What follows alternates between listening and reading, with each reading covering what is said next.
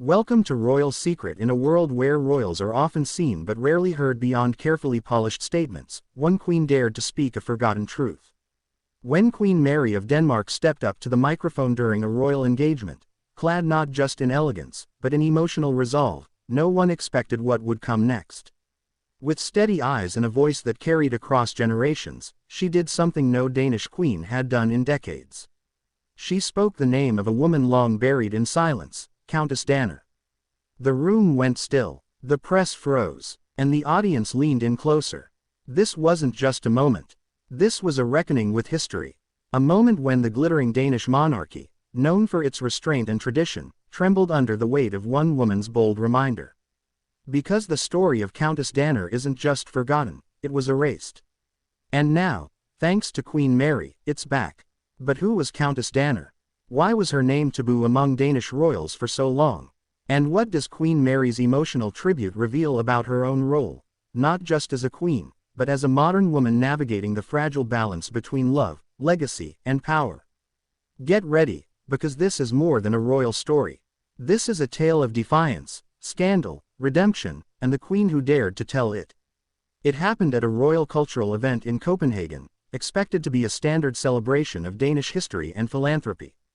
Queen Mary stood alongside King Frederik, their regal presence commanding the room. But as her speech unfolded, it became clear that this would not be a night like any other. Halfway through her prepared remarks, Queen Mary paused. She then said, "It is easy to honor those whose stories are celebrated. But today, I want to remember someone whose story has not always been welcome in our history, Countess Danner." Gasps, murmurs, a ripple of surprise flowed through the audience. Royal watchers knew instantly that something rare was happening. Because Queen Mary, Australia-born, known for her composed public appearances, had just invoked the name of one of the most controversial figures in Danish royal history. And by doing so, she resurrected a debate Denmark has spent over a century trying to forget. Why now, and why her? To understand the weight of Queen Mary's words, you must first meet the woman she dared to defend, Countess Louise Danner. Born Louise Rasmussen in 1815, she was a seamstress, a ballet dancer, and, most infamously, a commoner who dared to fall in love with a king. But not just any king. She captured the heart of King Frederik VII, the man who would rule Denmark during one of its most turbulent periods. Their romance scandalized Danish society. Louise was seen as lowborn, a woman with no noble blood and questionable morals by the standards of the time. Yet King Frederik VII was entranced. He defied his advisors, his court, and his own government, marrying Louise in a morganatic union. This meant she could never be queen. But he gave her a title nonetheless, Countess Danner. The backlash was immediate and brutal. Nobles refused to acknowledge her. She was mocked in newspapers, ridiculed in salons, and even excluded from major royal functions. Despite this, she remained at Frederik's side until his death in 1863, and her loyalty never wavered. But it was what she did after his death that truly defined her legacy. After the death of King Frederik VII, Countess Danner could have faded into obscurity. Instead, she poured her heart, and much of her inheritance, into philanthropy. She founded institutions for poor women, single mothers, and abused children, decades before social welfare was even considered a responsibility of the state. Her goal was simple: to give dignity to the women who, like her, had once been dismissed and shamed. One of her most enduring legacies is the Danner House Dannerhuset in Copenhagen, a women's shelter still operating today, which has saved thousands of lives. Yet even with this record of compassion and resilience, her name remained taboo in royal circles. Why? Because Countess Danner represented everything the monarchy wanted to forget: scandal, class defiance, and emotional authenticity. So when Queen Mary invoked the Countess in 2025, it wasn't just a speech, it was a quiet revolution. Because Queen Mary knows what it means to be seen as an outsider. Born in Hobart, Tasmania, she was a marketing professional with no aristocratic lineage when she met Crown Prince Frederik at the Sydney Olympics in 2000. Their fairy tale romance captured hearts, but it also came with intense scrutiny. Could a commoner become queen? Could a foreigner preserve the traditions of Denmark? 2 decades later, Queen Mary has not only answered those questions, she's redefined the role entirely. By invoking Countess Danner, Mary wasn't just honoring a woman of the past. She was aligning herself with a legacy of resistance, resilience, and reform. She was sending a message to every woman who's been underestimated, sidelined, or erased. The reaction was immediate and explosive. Headlines across Denmark and Europe captured the drama. Queen Mary breaks royal taboo, honors Countess Danner. The queen who spoke the unspeakable. Mary's tribute sparks debate about monarchy, class, and power. Social media lit up with praise. "She's the people's queen now," one user tweeted. Finally, someone in the royal family recognizes women who weren't born with titles. But not everyone was thrilled. Some royal commentators warned that Queen Mary's gesture was too political, arguing that it could destabilize traditional respect for the crown. Others wondered if she was subtly commenting on her own struggles, if perhaps Queen Mary saw something of herself in Countess Danner. The parallels are undeniable. Two women from outside the system, who dared to love royals and change the rules in the process. In many ways, Queen Mary's tribute was a form of silent protest. A protest not shouted from palace balconies, but whispered in the ears of those who needed to hear it most. At a time when royal families across Europe are under increasing pressure to modernize, or risk becoming irrelevant, Queen Mary may have found the perfect middle ground. By honoring the past while exposing its injustices, she reminded Denmark that the future of monarchy lies not in forgetting history, but in confronting it. And she did it all without a single tear. Without flinching. With the grace of a queen and the courage of a reformer. The secret letters between King Frederik VII and Countess Danner, revealing their forbidden love. How Queen Mary's childhood and early public battles mirror Countess Danner's experiences. The eerie connections between Mary's modern queenship and Danner's legacy of female empowerment. The Danish royal family's quiet internal response to Queen Mary's controversial tribute. And how the public is now re-evaluating royal women, not by their bloodlines, but by their impact. Long before Queen Mary ever stepped foot in a Danish palace, before she delivered that now iconic speech, the seeds of her message were sown in one of the most controversial love stories in royal history. Because to truly understand why Mary chose this moment, this year, this era, to resurrect Countess Danner's name, we must journey back to a time when the idea of love conquering class was more scandal than fairy tale. It was 1842. Louise Rasmussen was a young, ambitious woman working as a ballet dancer and milliner in Copenhagen. She was neither wealthy nor noble, but she was intelligent, ambitious, and, perhaps most dangerously for the time, independent.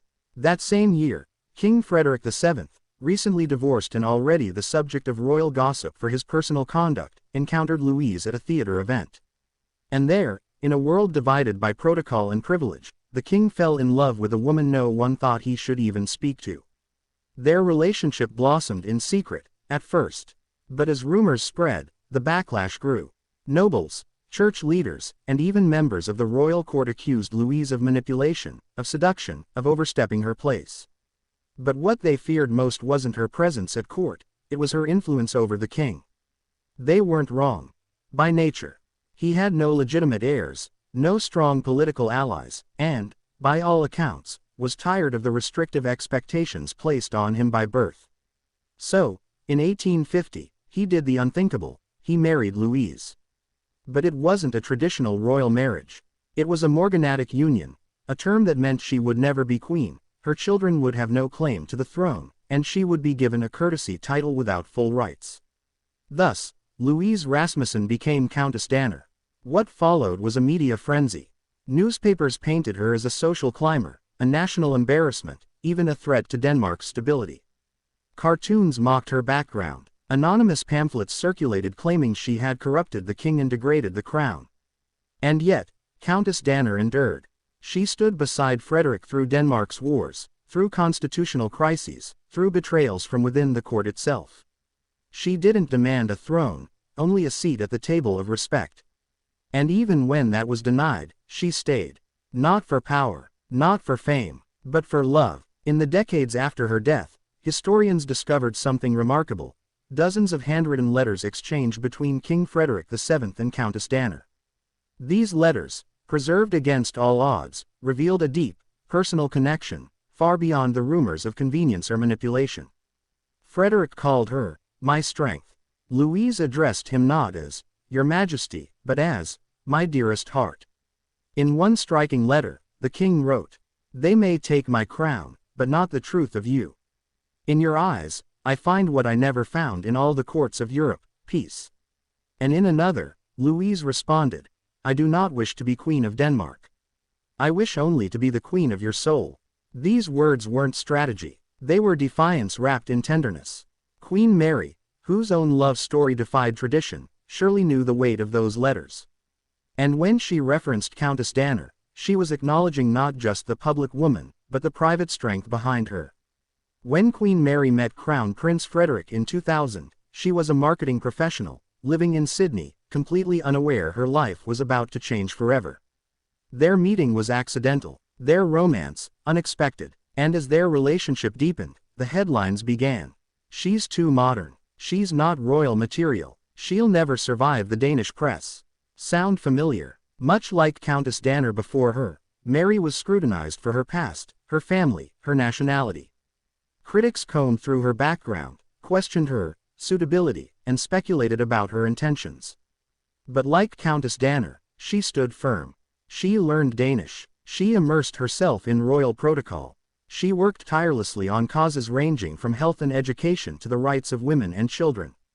And over time, she transformed, quietly but unmistakably, into one of the most respected royal women in Europe. So when QueenMary mentioned Countess Danner in her speech, it wasn't just a historical nod. It was a deeply personal recognition. A signal that she, too, knows the pain of being misunderstood, the power of perseverance, and the legacy of women who carve out space where none existed before. After King Frederik's death in 1863, Countess Danner could have retreated into solitude. Instead, she built a house, Dannerhuset, a red brick villa in Copenhagen. But it wasn't for her. It was for the forgotten. Funded from her own savings and donations, Dannerhuset opened its doors to women and children fleeing abuse, poverty, and stigma. It was the first of its kind in Denmark, a haven for those society had abandoned. And it still stands today.